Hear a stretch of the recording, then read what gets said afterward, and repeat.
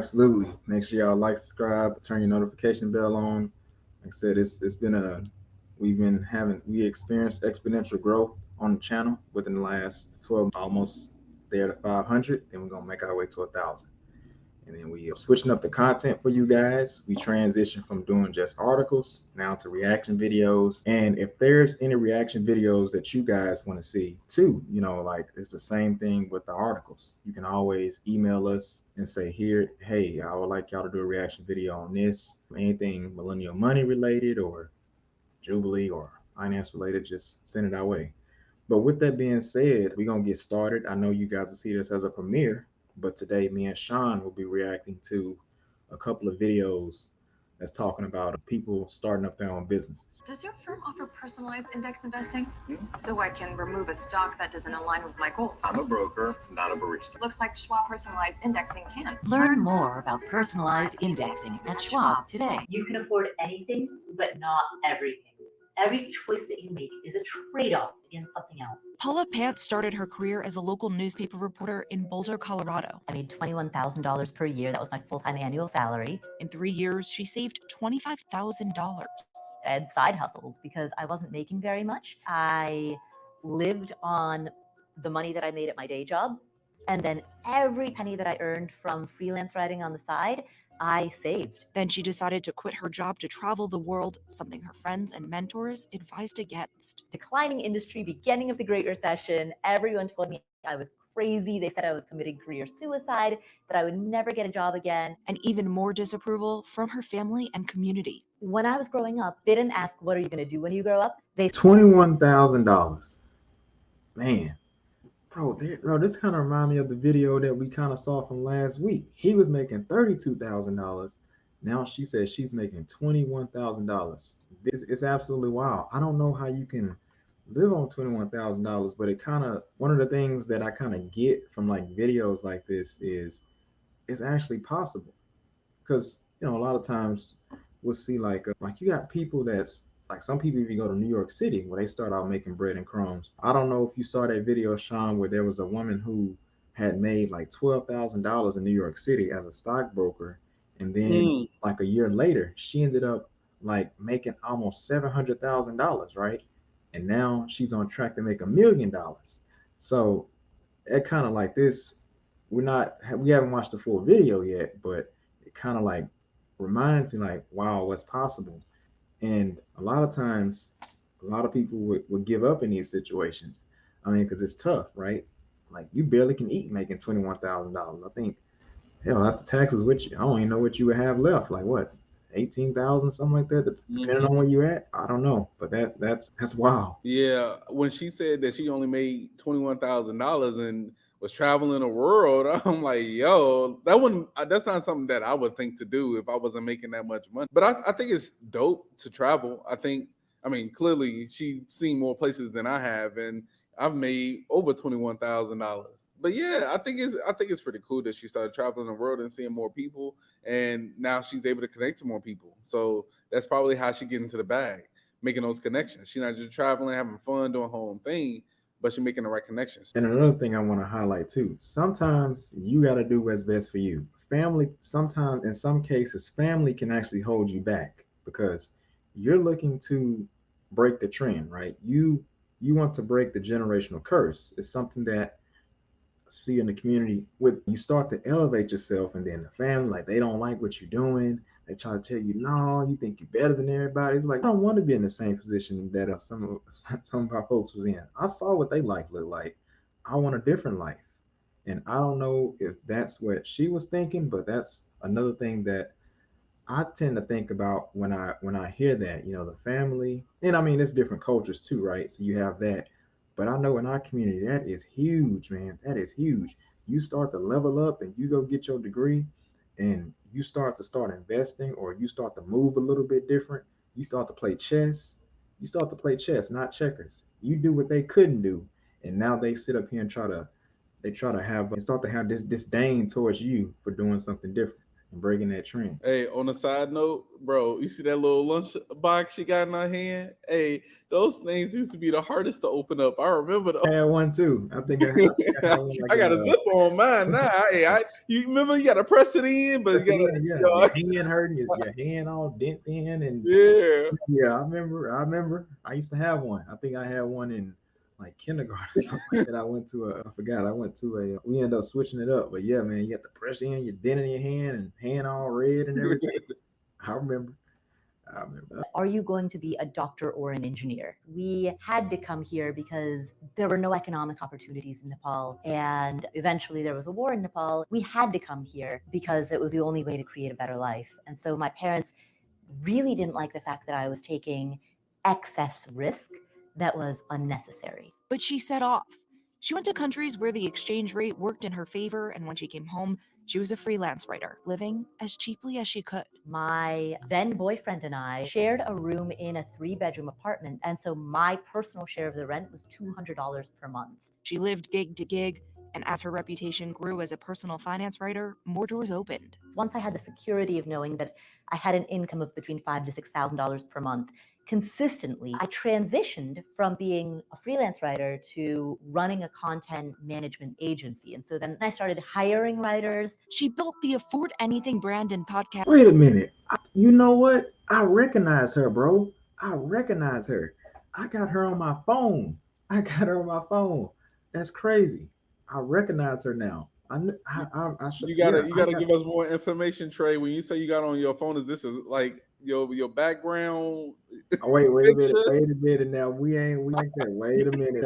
That might have been a little bit misleading. Let me clarify that for you guys. Look, man. Yeah, I got her on my phone, bro. Yeah, she on the podcast. I watch her show. Oh, because a financial planner that I talked to, that's one of he gave me like different advice in terms of starting out as a young professional. He recommended her show along with another podcast called 𝗬𝗂𝗍. So now she looks familiar. But so how long have you been listening to her podcast? I've probably been listening to her for about 8 months now. 8 months. So yeah, I tend to listen to it from time to time, not consistently, but every once in a while I check it out. It's pretty good. I got to check it out. But one of the things I want to talk about here though is like you're starting to see a trend, right? We did a video talking about how a 21-year-old was making $93,000, and now we see what she's doing. And kudos to her. She seemed like she was financially disciplined. She knew what she could afford. She stayed in a 3-bedroom apartment. She rented out, stayed in one room, paid rent for that one room, $200. So she was able to save a little bit of money, but she had some skills. So she took those skills, and rather going down the path that's usually suggested in cultures that she come from, which is doctor or engineer, she actually scaled. She took her skills and scaled up. Now she's making $5,000 to $6,000 a month, right? And it's just one of those things where that's what's going to be neat. That's what it's going to take in today's economy if you're not really going to be able to be that high earner. That $100,000, that ain't going to be enough anymore. You may have to do something on the side, and you take your income from that job and then you put it in to your side gig, and hopefully your side gig kick off, because companies will never pay you what you're actually worth. They're always going to try to underpay you. The unlimited money, where that's going to come from that's going to come from when you have skills and you're able to put those skills to use on the marketplace by running your own business. I'm not suggesting open up a business because it's not for everybody, but that's just what I'm seeing based off these videos that I've been watching, that we've been reacting to. People have skills, they put those skills to work, they're able to scale their businesses and make more income. Growing her annual salary to $120,000. Her company now brings in more than $500,000 each year, and she spends her days teaching people how they can make better decisions with their money and become financially independent. The idea behind Afford Anything is that you can afford anything, but not everything. Every choice that you make is a trade-off between something else. Can you really afford anything? What if I want a yacht? So the notion of Afford Anything is that within reason, you can afford pretty much anything. Obviously, if you want a rocket ship, you probably can't afford that. Like, of course, there are reasonable limits. When I went to go travel, people said, I would love to take a year off and go travel, but I can't afford to do that. But the thing is, the friends in my life who were saying that were the same friends who would spend $14 on a drink at a bar, drove cars that were less than 10 years old, had really... What you think about that, Shawn? Which part? The part where you can afford anything? Yeah, what you think about that? So I would say she's right. You could, like, when you make a decent amount of money, you could basically afford anything that you need and practically anything that you want. But I wouldn't go around just spending money just because when I used to watch Minority Mindset, and correct me if I'm wrong, because I think I know who you know, 𝗬𝗏 but he say if you can't afford 5 of them, you can't afford 1 of them. Have you ever heard anything similar to that? Yep. So yeah, like anytime even anytime I'm looking at something I want to buy, you know, in the back of my head, I'm like, man, like if I spend money on this one thing, you know, how much would be left? Like I don't particularly think, you know, if I can afford 5 of them, I can afford 1 of them and then buy it. I just ask myself, do I really need it? And if I don't need it, you know, I don't get it. Even if it's a want, I'm like, will this really give me joy? Like enough joy to where, you know, if it's worth $20 or $30 or $40 or $50 or whatever.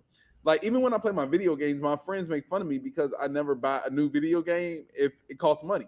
Because, you know, these new video games is like $60 with taxes, $66, $67. And so then they got the I do not buy games. I love that nowadays you can, you know, get free games. You can just download it, you know, like Apex or what's the other one? Minecraft or what's the one where you 𝗏𝗏. Yeah. All like you don't got to pay for it. You know, I like they try to get you to buy the stuff in the game now, you know, kind of like in the metaverse when we were talking about that on Tuesday with Tommy. Shout out to Tommy. But yeah, like I don't spend money on a lot of things. What you got for that part? Yeah. Let me expand on that video game thing real quick too, though. Yeah, these video games, so they cost $6-7 with taxes, right? And then what they end up doing is they'll tell you download the CDQs or whatever, and you end up downloading that to add on like all these add-ons. They used to include them in the game, right? Not like for Call of Duty. Now you got to go buy the add-ons and buy this and buy that. So by the time you look up for Call of Duty and 2K, you already at $100 already. At $100, and then when they do more upgrades, they gonna add some more stuff on. So it's a business. So these games are only becoming more and more expensive. But I agree. And one of the things that I think too is a lot of people tend to forget where they're at. Because I've talked to I talked to a guy the other day who's an advisor, and he was telling me how, like, he said he's seen people that was getting to the bag. These people making like over $800,000, and they out here spending like $600,000 and $700,000. So these people forget where they at. It's like you can afford things, but let's not do too much. And it's kind of what she's saying here. These people say, "Oh, I can't afford it," but some of these people don't even have a budget, and they're not really looking at that budget. They're just spending. That's why I'm a huge advocate for you talk about creating a budget, right? And implementing that budget. I like to say too, to add on to that, when you spend your money, make sure that you're keeping track of where this money is going, because a lot of times things are actually possible. You can do it. It's just that you don't have a system in place, and that's part of the problem. That can be part of the problem. Need nice homes. And that disempowering language of I can't afford it, it's a mental shift that I want people to really question. Because if you want to do something, there are ways to make it happen. Pant says that's focusing on what it is you really want, figuring out what trade-offs you're willing to make, calculating what you need to fulfill your spending priorities, and either increasing your income with a new job or side hustle, decreasing your spending, or doing both. She writes, podcasts, makes videos, built a course, and is helping people navigate everything from investing in the stock market and understanding index funds to deciding when to disclose that you have debt to someone you're dating. The mission of Afford Anything is to really help people become better thinkers, better decision makers. There are all of these things.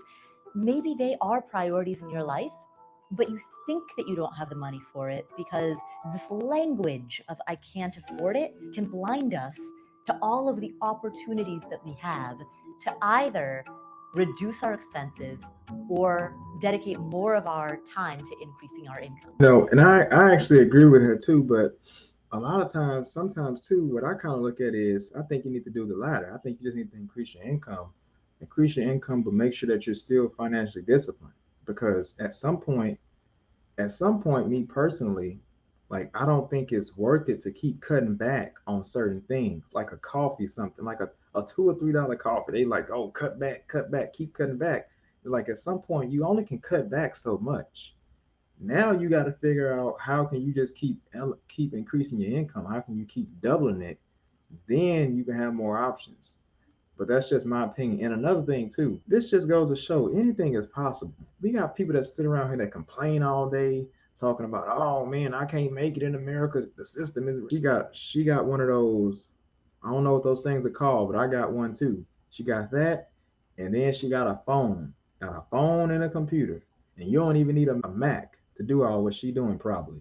So it's definitely possible to get out here and do something to build some extra income on the side.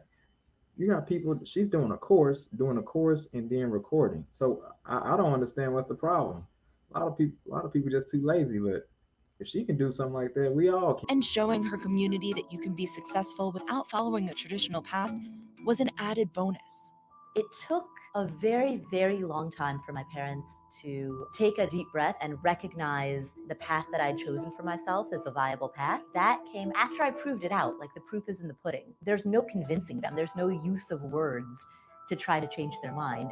I just had to do it despite the disapproval and keep doing it until eventually, finally, it worked out. Invest in you.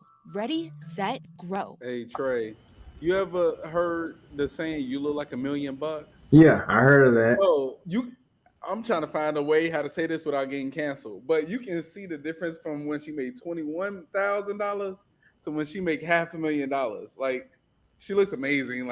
Like you know when somebody got money.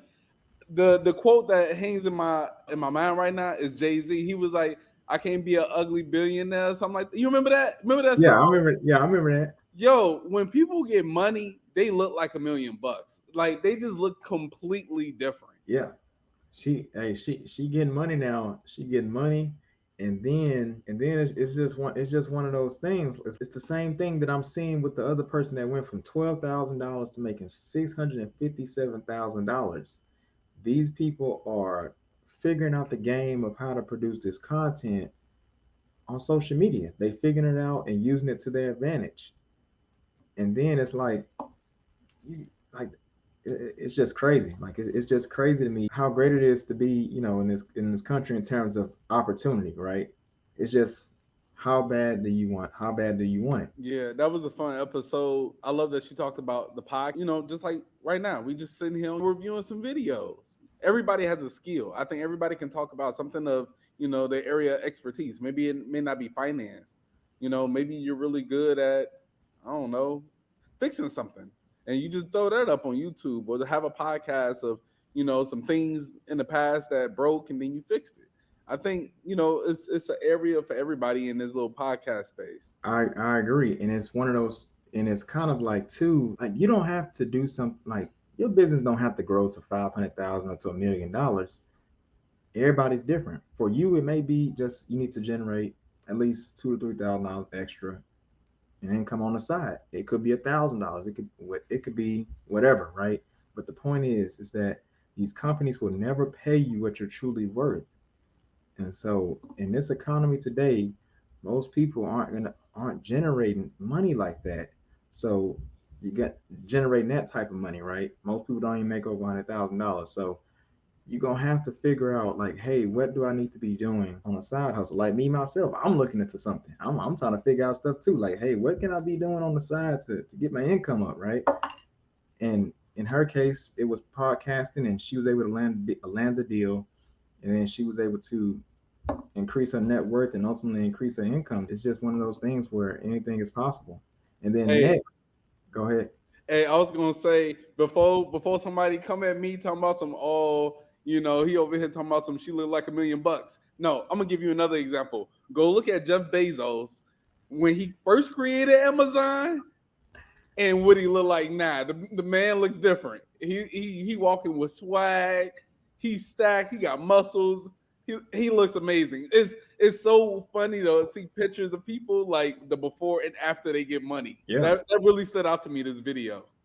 Chad Bezos, bro. And like even you could tell by his clothes, right? Like when he first started, like, you know, his shirts He went look like a tailored. straight nerd, bro. I Yeah. swear.